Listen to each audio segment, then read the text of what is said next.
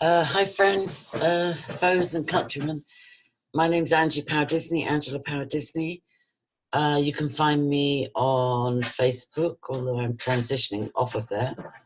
Either Angela Power Disney or Angie Power Disney. My website and blog is angelascaches.org with no apostrophe. And I'm on Steemit. This is just an evidence video. It's not even very chronological. I've lived in 49 homes in 7 countries on 3 continents, and I'm an MK Ultra survivor, child sexual abuse survivor, activist, campaigner, fallible human being. But I want to say thank you, and heads up, this is going to surprise some. I want to say thank you to Sheva Burton, aka Sue Melrose.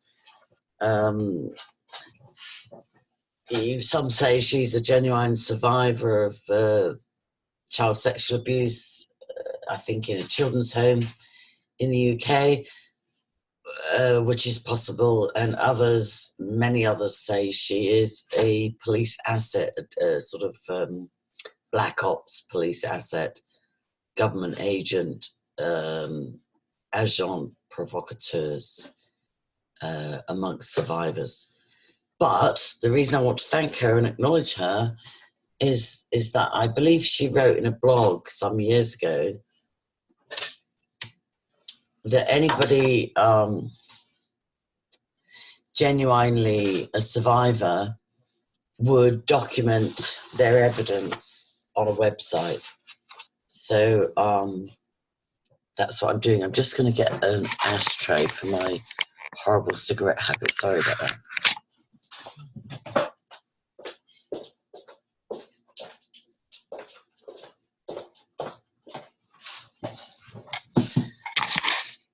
Yeah, so I'm a survivor, and many of us got lost in addiction, and many of us committed suicide and didn't make it. And those that remain get braver and braver about speaking up. So that's what I'm trying to do. So this is just evidence documentation. So thanks, Sue, aka Sheva. And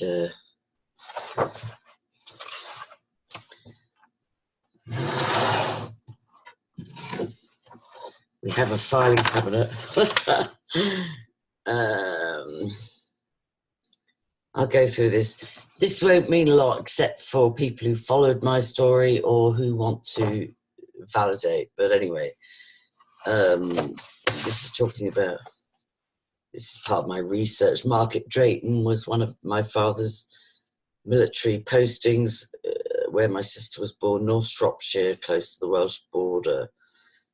Princess Risborough, Holton, which was a Rothschild-owned estate, partially donated to the Royal Air Force, 9 miles south of Aylesbury, 8 miles northwest of High Wycombe, which is interesting because that's the ancestral home of Emily Napper, whose ancestor brought the Hellfire clubs to, to different places in the world, including Dublin. Wendover, yes, we went to school there. Right.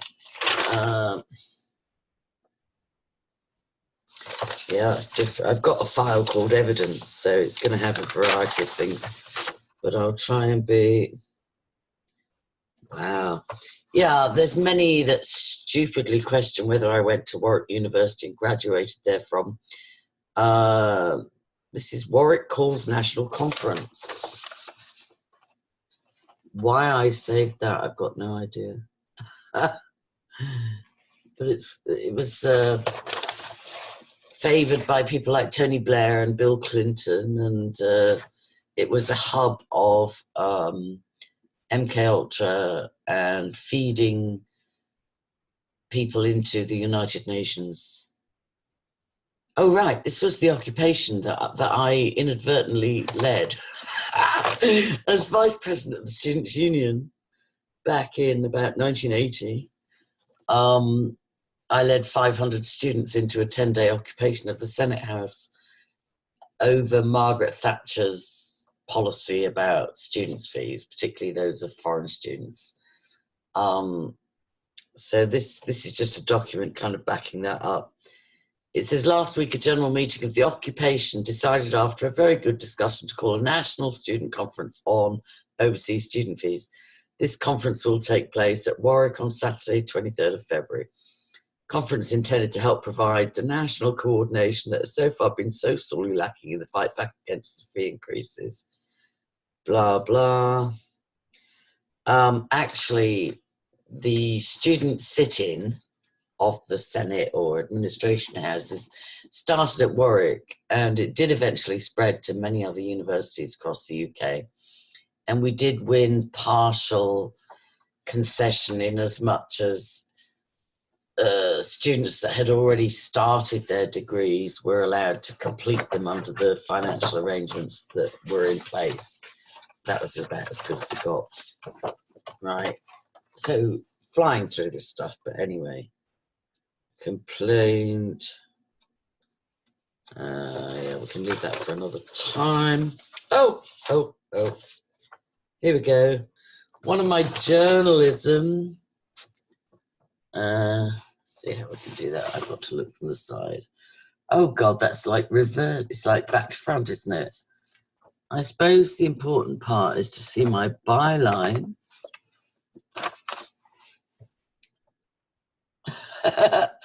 I'm so sorry it's back to front. How shall I do that? By Angie Power in Rome.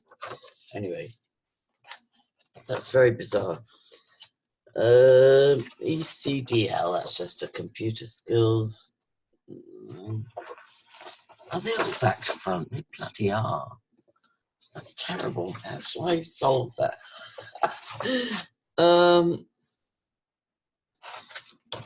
Parenting Plus certificate. It's really disturbing. I think I'm going to have to do this again. All right, this one is quite important for a show I'm doing tonight. And how can I show this without it being reversed? That's how I want to show it. And we'll just have to, I'll read it to you. Right, there's the official document. I'll do this more professionally sometimes, scan it in. But anyway, I'll show it again, and anybody that's a forensic analyst can check it out, including the signatures.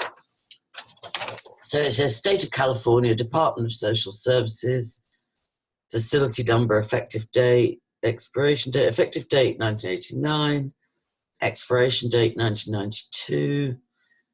This license is to Angie Power, daycare home, name of facility, European Daycare, 240 Marin Avenue, Mill Valley, Marin. This license is not transferable and is granted solely upon the following. Blah, blah, blah. Blah, blah, blah. And it's signed by the Deputy Director of Community Care Licensing Division, Fred Miller, and the authorised representative of the licensing agency. I believe it was Jocelyn. Her writing's hard to read, but anyway, back to front. April 13th, 1987. The dog wants out, excuse me. Go on then, silly Billy. Pissing with rain. I'm very disturbed. Right. City and Guilds Examination Assessor Certificate. I could assess NVQ childcare students up to level 5. From Ipswich. Competence in training and development skills assessor. Also City and Guilds with regard to examining childcare students.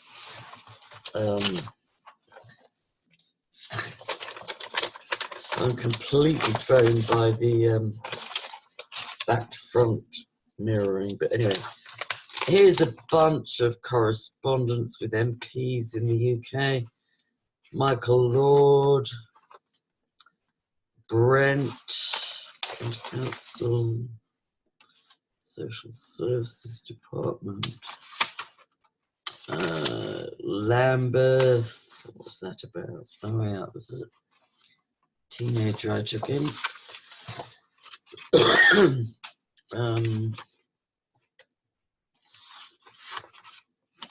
Dotley and Goldsmith, yeah, mostly that was to do with a teenager from Lambeth that came to live with me.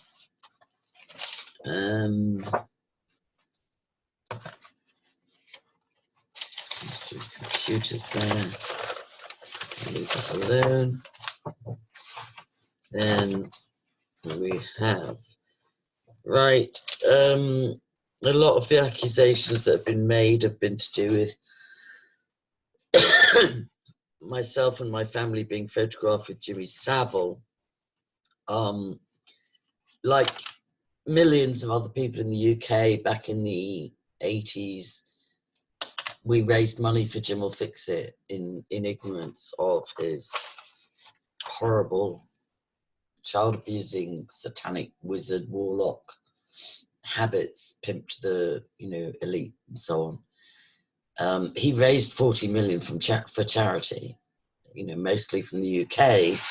So it's not that unusual that my family were a drop in the ocean of that 40 million raised.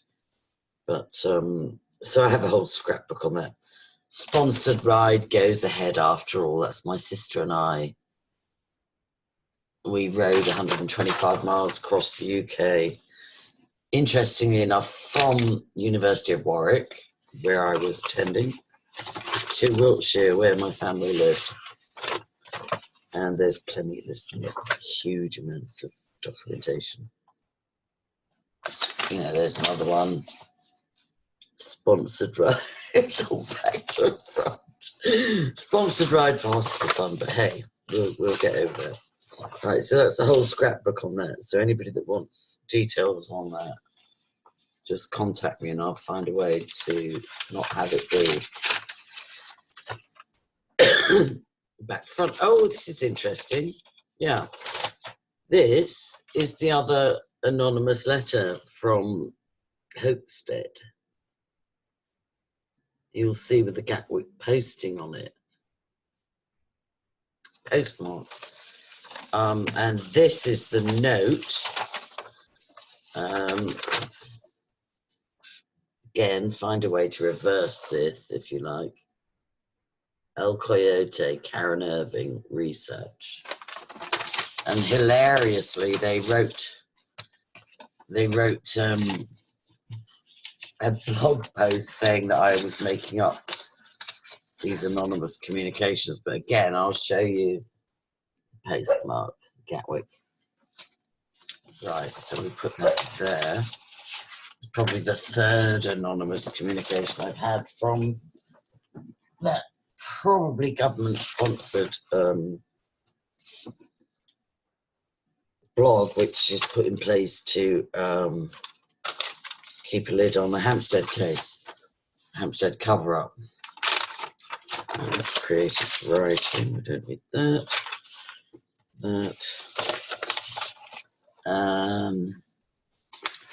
This is to do with the military background.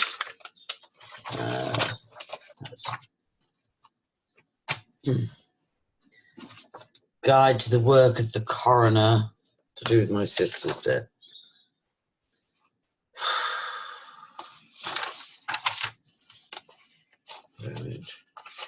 This is talking about BCCI days in London, but as that's not what I'm going to be discussing in an interview tonight, I'll leave that one to one side. That's more to do with the... I'm going to be doing an interview for an hour with somebody about the 5 years I lived in California. So I'm really just racing through to see if there are any documents relevant to that. But I have a huge evidence. There's a vast amount of, Albert Reynolds, TD, 10 Downing Street. The Prime Minister has asked me to thank you for your recent letter, the terms of which will be carefully noted. Mr. Major has asked that your letter be passed to the department with particular responsibility for the matter you raise, so that they too are aware of your views. Mrs. F. Khan. Wow. Anyway, that's correspondence with. I'm just amazed at this mirrored. I'll find a solution. Anyway, so there's a swathe of Irish MP letters there. This is my journalism course notebook with Maurice Sweeney.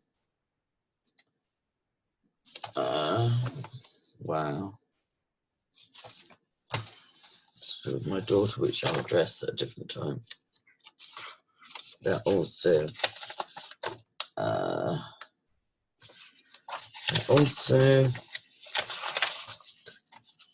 Marin County Sheriff's Office. This is good.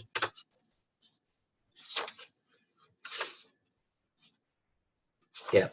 So here we go, Marin County Sheriff's Office.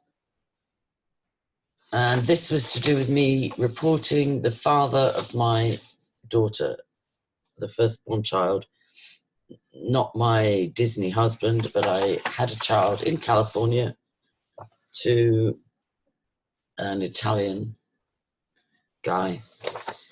And as accurately, see, this is where half-truths are so malicious and so damaging. My daughter disclosed that her birth father abused her when she was about 6. She didn't disclose that till she was 11. I come from an intergenerationally abusive family. My parents were abused. My siblings were abused. My niece was abused. Some of my children were abused. I was abused. And in that context, my daughter's father and my parents and the GP all ganged up after my daughter's disclosure. They all ganged up saying that I had implanted those false memories into her brain and that it absolutely didn't happen. And her father offered to fly from California to America to take a lie detector test, and under the pressure of everybody saying that it couldn't be true, to my shame, I believed the adults and did not believe my 11-year-old daughter until 3 years later, when some evidence dropped in our laps and I realized with horror that I had been duped. This is put around on the internet with additional lies and obfuscation, saying that my daughter can't function, she's agoraphobic, she never leaves the house, and so on and so forth.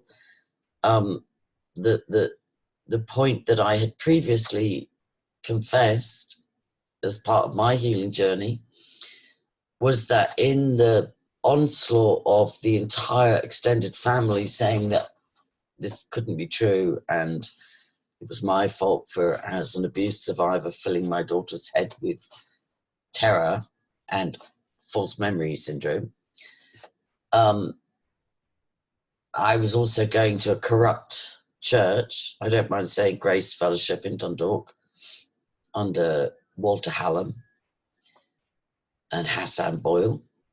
The pastor's wife told me that absolutely my daughter had been implanted with a false memory by me, and absolutely she should write to her father and apologize,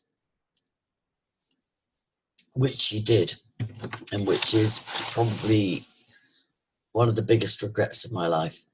But the thing about sin, which just means, well, which means falling short of the mark, is that if there's always the opportunity to repent, always. Of course, there's scars and damage, and my daughter and I have worked really hard to process and forgive each other. Well, for her to forgive me for letting her down, you know, to work through this. And I'm very proud of her. She's a very beautiful, healing human being, and in a at least 5-generational abusive family, you know, she and I are partners in saying no more. You know, the buck stops here. This has got to stop. So anyway, when I finally, she was 11 when she disclosed, she was 15 when I finally stood up against all the adults and said I believe my daughter. I then contacted Marin County Sheriff's Department, because her dad had always said, oh, I'll fly over and take a lie detector. That's how confident I am that this is absolute rubbish. So I sent a tiny recording tape that he'd left behind on a visit, and a collection of awful photographs from a Burning Man festival. And I said, I confessed, you know, I disclosed to the Sheriff's Department in Sausalito that I believe my daughter's father molested her, abused her, and you know, he's volunteered to do a polygraph. Could you facilitate such a thing? You know, rather than the drama or even the excuse of saying to him, yes, please, I'll take you up on your offer to fly to Ireland and do a lie detector, I organised one for him right down like half a mile from where he lived, quarter of a mile, and a criminal standard polygraph test. And this is a reply from Marin County Sheriff's Office. I'll read it and then I'll show it because it's all in bloody reverse. Anyway, it says, the tape you sent is a micro audio cassette. I listened to it in its entirety. The only voice on the recording appears to be that of a teenage girl with what I perceive to be an Irish accent. Well, clearly the father of my daughter had recorded her. She's dictating what sounds like a diary entry. Right, and as we discussed previously, I will not be investigating this incident as it occurred in England. I have, however, ensured that the information has been added to a statewide database in the event the suspect is listed in subsequent crimes in the United States. I've enclosed the letters, pictures, and tape you sent me. I would recommend you retain these items for possible future use. Please do not hesitate to call or write if you need additional assistance. Sincerely, Robert T. Doyle, Sheriff, Scott Anderson, Sergeant, Investigation Division. All right, now that's San Rafael. Now that's actually something separate. It's not the one I was looking for with regard to saying a polygraph test had been organised. That would have been the Sheriff's Department, actually, in Sausalito. It's got another name, but it's anyway. It's in Sausalito under the flyover, and they were the ones that said we will facilitate a, you know, criminal evidence standard polygraph test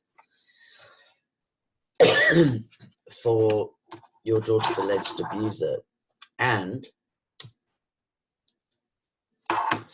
when I informed him of that, you know, nicely, having been duped for 3 years, I said, you know, thank you for offering 3 years ago to fly over and do a polygraph test in Ireland.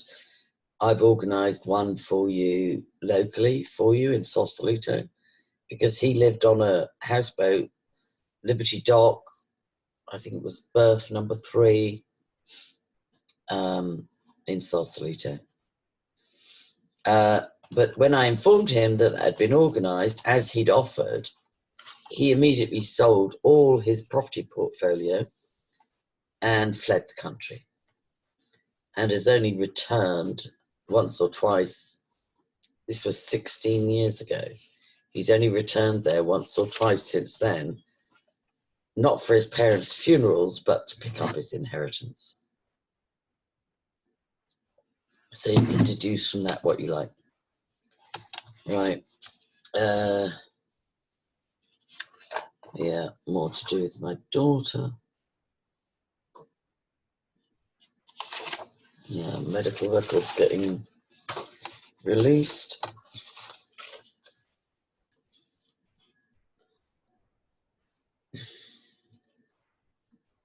Wow. This is from my days at BCCI in London.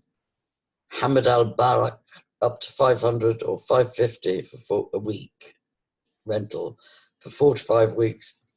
And I found a 1-bedroom for him at 72 the quadrangle. That's from my BCCI days with property. More to do with my daughter. Yeah, this is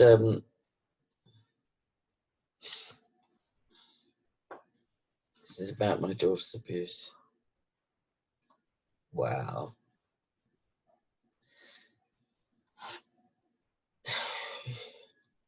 Yeah, the father was Liberty Dock, D3, Waldo Point Harbour, Sausalito, California 94965. I've even got his phone number here. And I'm going to read that again because it's quite triggering. Wow.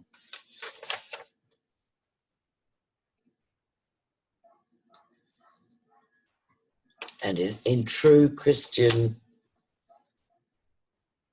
forgiveness, my daughter expressed a desire to reconcile with her birth father based on his acknowledging the abuse and seeking appropriate help. And that never happened.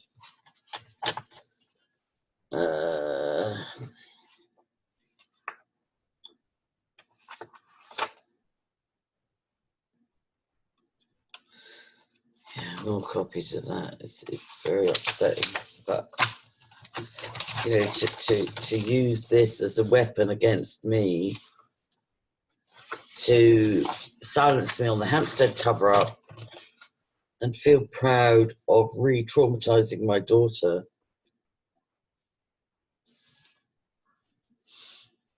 Is despicable. Right. That's there.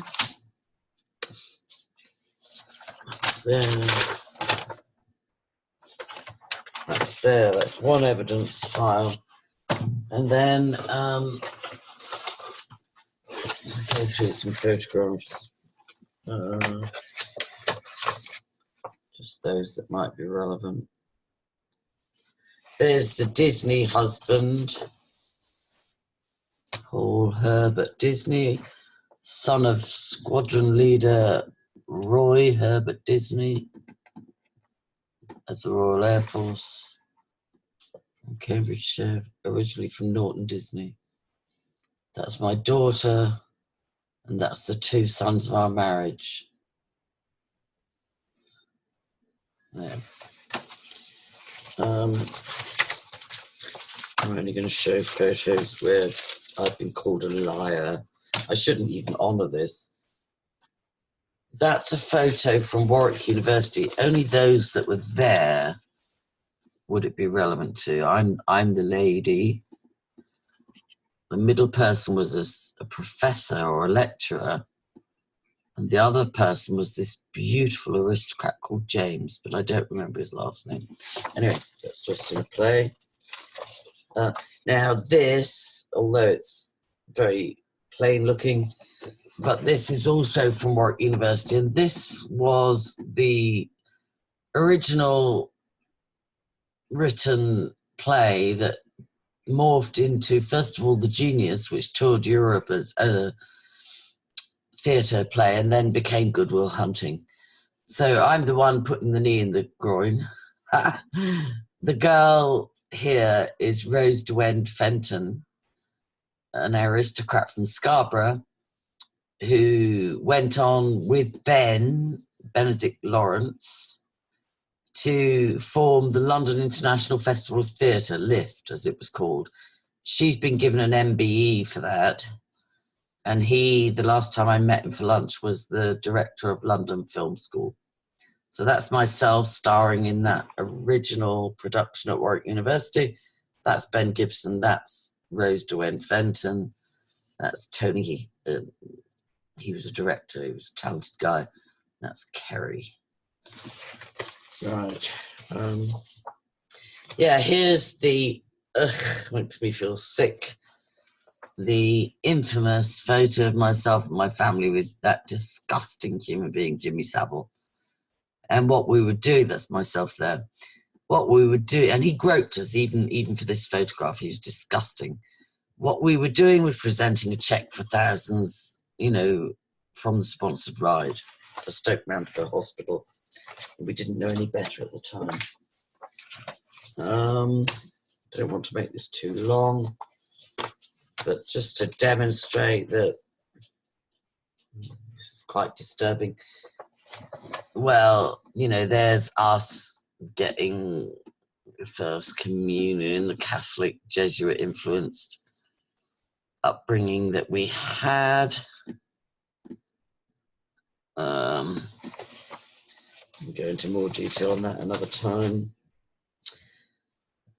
Oh, God.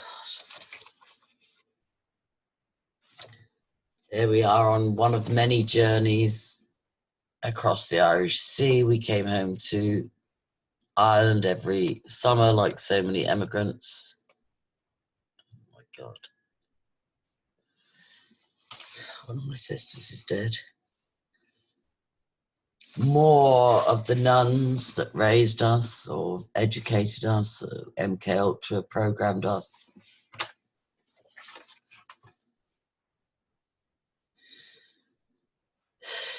My father with his 5 children, at least 3 of whom he sold into MK Ultra programs whilst in the military.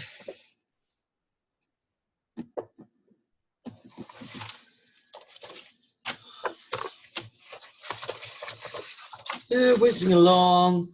Yeah, this is more of Warwick University. I think this was post-production photo from the Genius. No, I can't remember what we called it. It was the original script that myself and Howard Brenton, the playwright, and Tony Howard, the lecturer, and one other student, we wrote a script which we performed the original of. Then I was the lead role in that. You know, there's no big deal about that. There's me there. I'm there. Yeah. There's Rose Derwent-Fenton. Anyway, that's the production that morphed into The Genius and then morphed into Good Will Hunting at Warwick University. Let's see where we were. Oh, look at a family in MK Ultra looking all happy and normal in Gibraltar.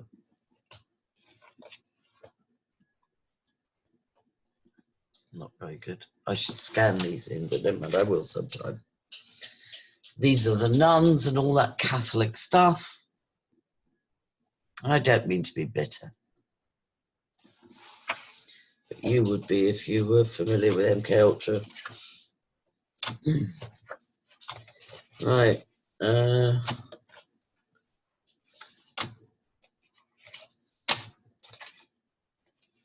Right, this was, I believe that was a professor at University of Warwick in one of the, maybe even in that production, I don't know, or a different one.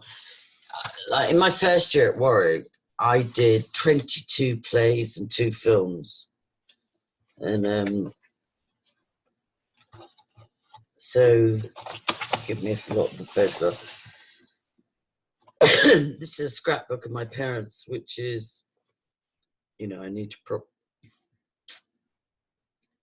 properly scan it in without getting triggered. But there is my mother on her 21st with my father and with Tom Power from Waterford, who was a serial sex abuser.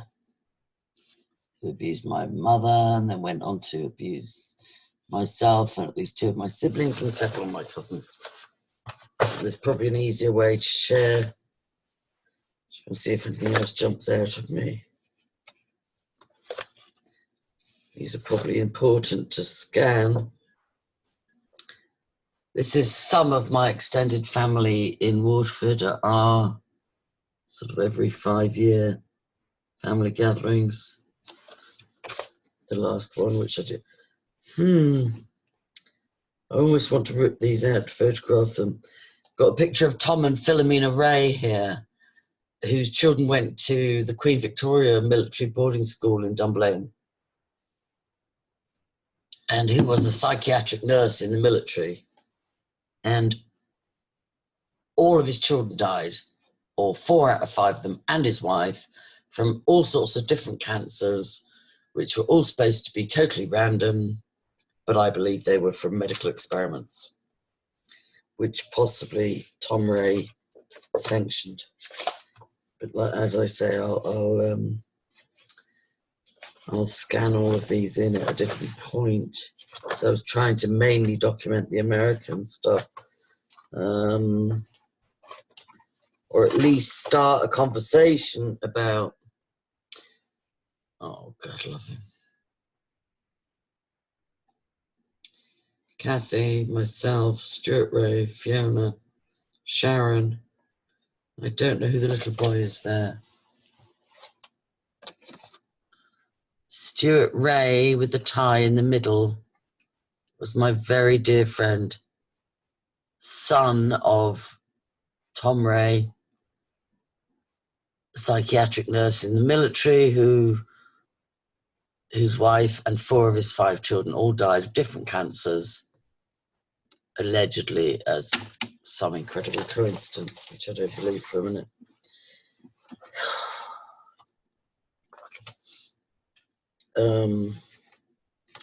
So these are just random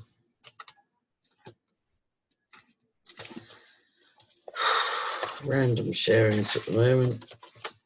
I'm just trying to see if there's anything else relevant to my 5 years in California. And this is, you know, just giving a sample of like the trolling, which says I'm a compulsive liar and it's impossible that my life. Oh, there's my lovely sports car. Now I'm going to talk about that in tonight's show on American Freedom Radio. That's my, let me see if I can get it in focus. That's my Fiat 124 Spider, in which I had 2 assassination attempts. So tune in to American Freedom Radio tonight at 11 p.m. California time. I think it'll be, no, 3 p.m. California time, 11 p.m. UK time. This is my beautiful, beautiful daughter, now 31.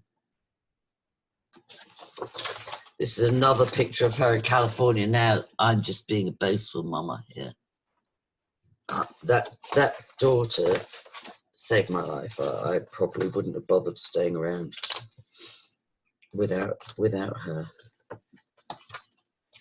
as a reason to stay alive. This is her getting baptised on Loch Sheelin in County Cavan. Shall we say that's enough for now? It's just a little sample of evidence.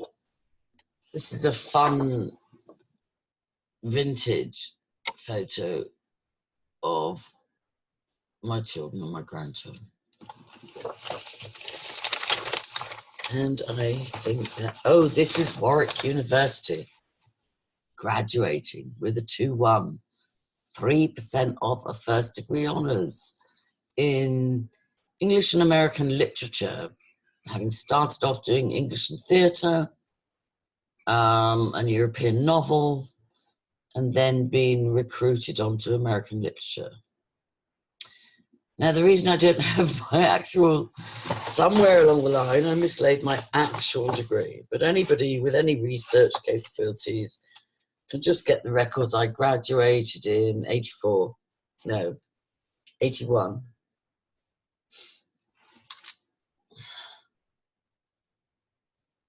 Got my A-levels by 76, worked in BCCI until 78, went to Warwick, yeah, graduated in 81. So anybody with any serious dedication to research, just find the graduation records for 1981 and you'll see Angela Power very firmly on the records. But I don't need to prove my degree. Do you know what I mean? You know, a blind man on a galloping horse can tell that I was educated in the classics, in rhetoric, in you know, in literature, Shakespeare, I can quote up the kazoo. And there's a final little one. No, I don't need to show that. I really don't. Anyway, I've made a right mess now. And I suppose it's because I only previously showed photos that I didn't realise that when you mirror them like this, they're in reverse. So, you know, one day when I get some tech support or get over ADHD and MK Ultra and PTSD, complex PTSD and all the rest of it, one day maybe I'll scan them all in. But there you go, Sheva, Sue Melrose. Thanks for the heads up. There's at least the beginnings of some evidence. Thanks and God bless.